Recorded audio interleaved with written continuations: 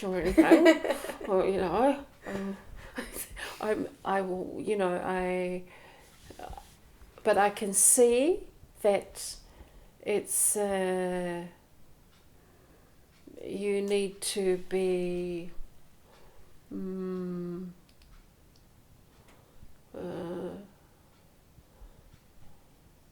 you're not abnormal, or am I? It's not for the weak of heart. Sorry? It's not for the weak of heart. Yeah, that's it. It's not, I definitely feel in charge of my identity. Mm-hmm. I go, yes, there's a big story behind this, and it suits me because it is me. And did I know, when I was 18 that I would have this? No, but people who know me would say, it's perfect. You look, yes, you have always had it. They said you've always, or that's when I first said it, and they'd go, have you always had it? And they've known me for ages. And they was like, oh, you don't look at me very often, eh? And they said, sorry, but have you always had it? Because it looks like it's always been there.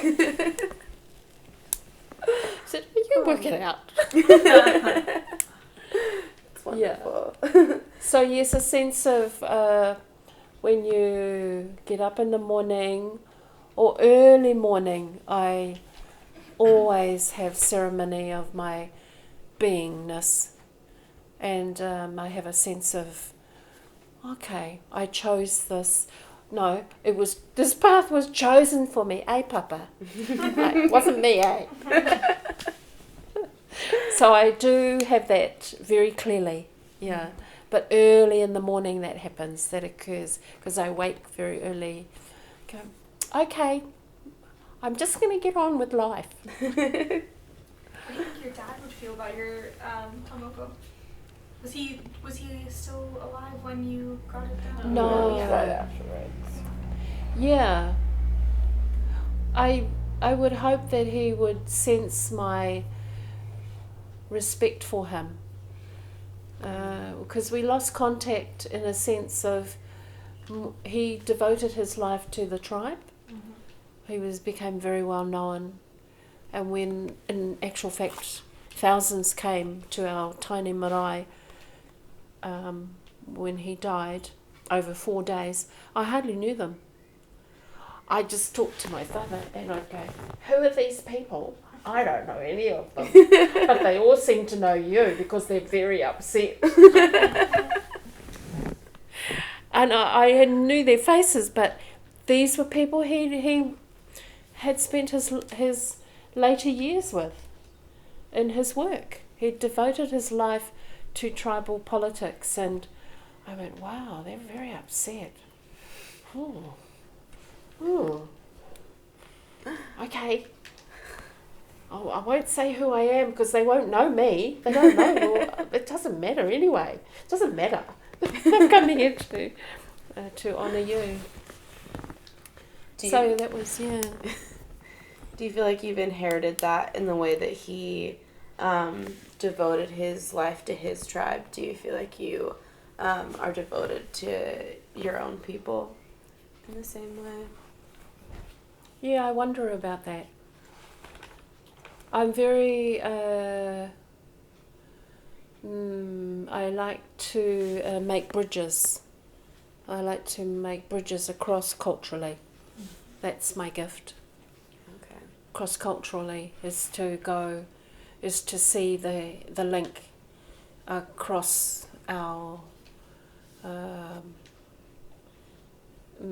human family. Because that's the spiritual connection, is that we all are, we are connected. That's very important to me. Do people ever push back against you trying to make those bridges? No, I don't move in those spaces. Yeah. I don't project into those spaces. I only learn first of the intention. So working with Carpe Diem, I learnt from Tiaki, and I trust Tiaki, as you can see why. And so, yes, I will work with him. I will do that because I understand the intention. I said, yes, of course I will, give my energy there. Absolutely. Because I respect those connections. But if you're not interested, another type of group, like tourism and that, no, I'm not that way. I don't want a bus full of tourists outside my... I could make a lot of money. I don't want that. I could go down that track, but I have no interest in that at all. Like Angeline, in that sense of, she's so, in a sense, I have a lot of respect for her work. She's a great grandmother and she's a lawyer. Yeah, she seems... She's crazy. She's a lawyer. She graduated with her, I think her daughter or granddaughter from law school. But At the same time as her daughter or granddaughter did? I think it was her That's cool. daughter. Oh my goodness, Yeah. that's insane. Yeah, she's quite, and she's very grounded, that groundedness. I would like to hope that I can maintain that, just be grounded.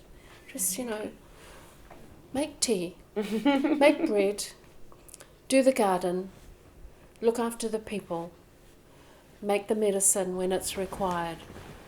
Give attention to that. Don't, and then have a little holiday sometimes. Yeah. You've talked a lot about food and like what people eat.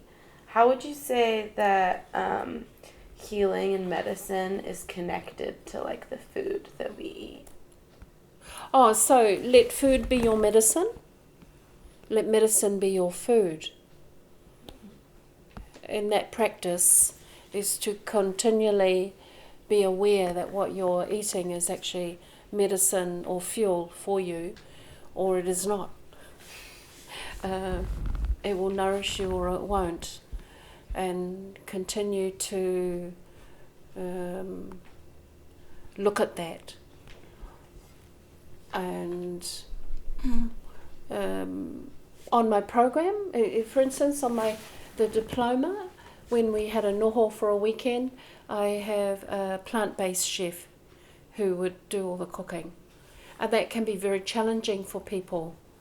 But they would know right from the beginning of the course, oh my gosh, we're not going to be able to eat meat a whole weekend, But they would be ready for that. It was more about just giving insight into some connections that I have with some very good, highly skilled people who can bring the energy of the food that you're eating into my practice, because it was essential. Because it's a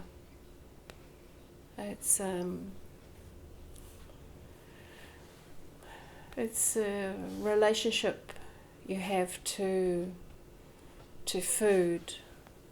One of the thing that changed everything for Māori was agriculture.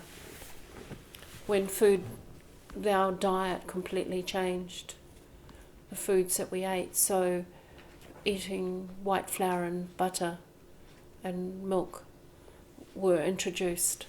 So therefore we had gluten. We had dairy products. We had a significant amount of red meat and cooked in animal fat. So I don't use any animal products in preparation of rongoa, the native plant medicine. I don't use any animal products. Was that diet change brought about by colonization? Yes, it was huge. Yeah. It was very significant. The introduction of the wheat came, and that was then very quickly followed the making of butter, and the milk into and all those foods have contributed to in their quantities that they were into some major medical conditions that we have, which are very dominant now. Sugar was another one. So you had the sugar, the diabetes. We have a big problem with diabetes, heart conditions of various kinds. So red meat, but not high quality red meat, because there is that as well. You can have, yes, you can have red meat of a higher quality, but it was not.